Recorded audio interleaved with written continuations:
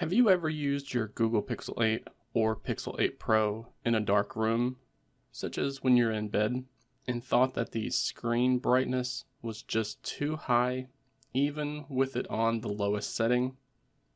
If so, then you're not alone, as I've had this issue with multiple devices throughout the years. Thankfully, Google did something about this with the launch of Android 12 when they added an extra dim brightness toggle to the settings menu. Sadly, this feature is tucked away within the accessibility section, so few people are actually aware that it exists. But I can show you how to find this toggle and even how to access it quicker from here on out. So again, this is going to be found in the settings application. So let's go ahead and open it up. And then you're going to want to scroll down a little bit until you find the accessibility menu. Now, once here, it shouldn't take you too long to find the extra dim toggle, as it's currently located toward the top of the list here.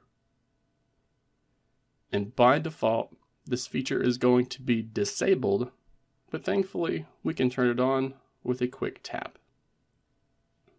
And you can actually instantly see that as soon as the toggle is enabled, the brightness of the display drops a little. We can even tap into this feature by selecting the text on the left side instead of tapping the toggle, which will give you the ability to customize this feature a bit more. So if you're wanting the extra dim toggle to lower your screen brightness by a lot, then you want to take this slider here and bring it to the left of the screen.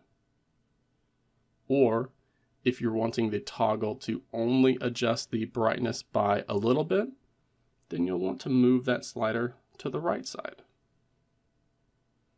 As this is an accessibility feature, we can create a shortcut so that it is visible on the screen at all times.